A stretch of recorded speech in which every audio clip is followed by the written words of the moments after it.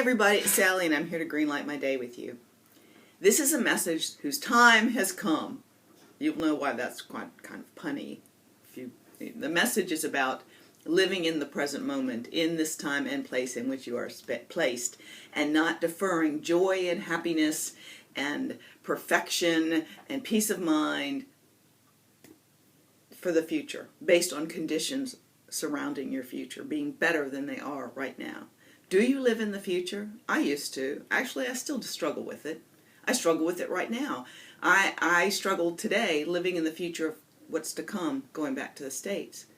And it makes me sad and unhappy to think about going back. Nothing against you guys, I love you, but this is soil that I really enjoyed. This is soil that I felt my roots went down and drank up stuff that I've been searching for my whole life. And I can grieve the loss of that and ruin the last 4 months I have. Or I can live fully in the present moment and believe in my heart of hearts that when I transplant back to where I've come from, that those same roots can go down and find fertile, deep soil, and that I can bloom again, and I can thrive again, and I can be fully present in the time and place that I have been placed in. And it's not over. My life isn't over. It's another adventure waiting to happen. But regardless, if you're fully present in your life, in the moment where you've been placed, you should be embracing your happy. You should be embracing your joy. You should be embracing your bloom moment. So, oh good, I'm doing a little better too. I've made this video several times and I go on too long.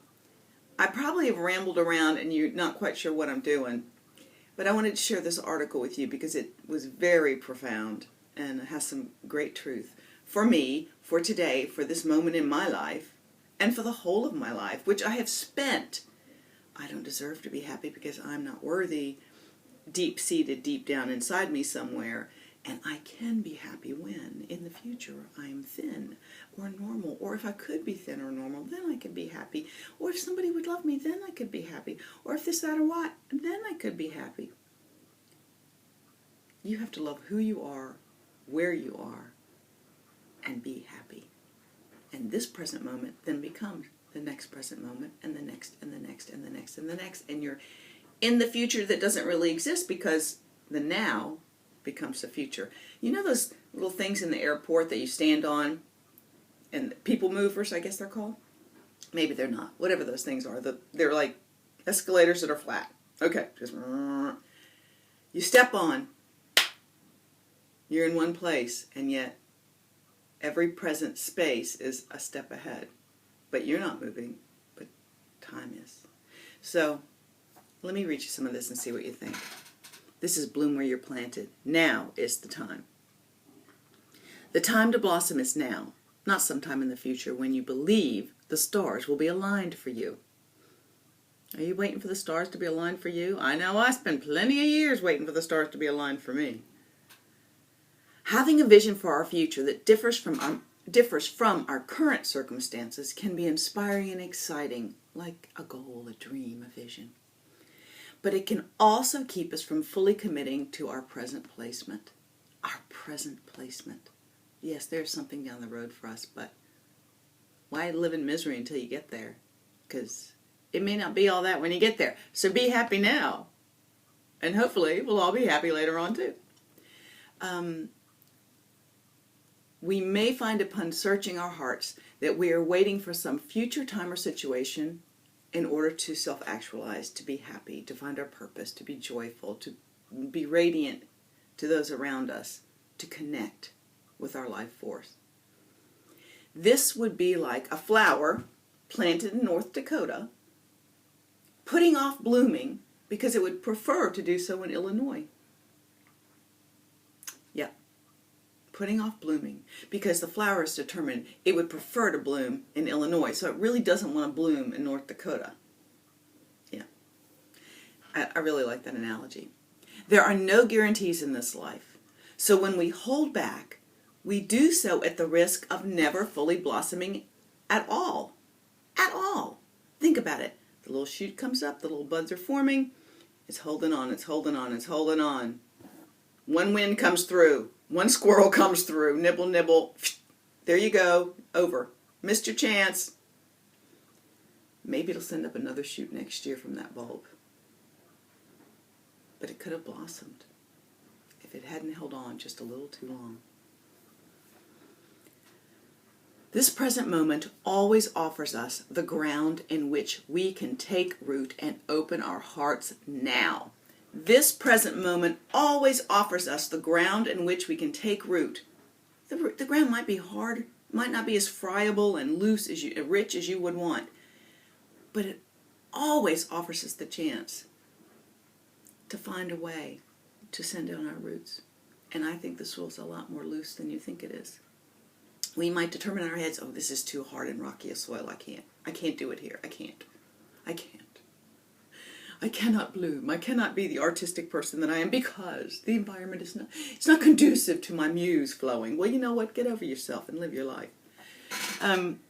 Okay, so what this means is that we live fully wherever we are, not hesitating because conditions are not perfect.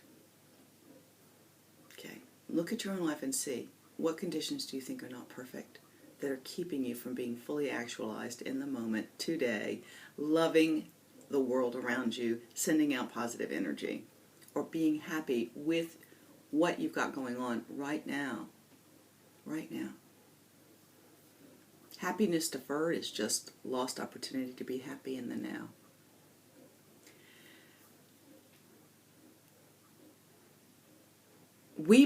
What might really be happening is that we are afraid to embrace this moment and ourselves just exactly as we are right now.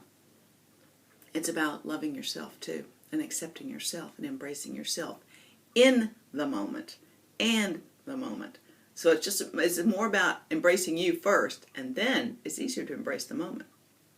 This constitutes a tendency to hold back from fully loving ourselves as we are where we are. Hello. 90% of the life I lived before I had my surgery, a lot of life I lived before I had my surgery. And not that the surgery, but I will not lie, the surgery changed my life. And I'm free today in my skin because I couldn't seem to figure out how to do this before.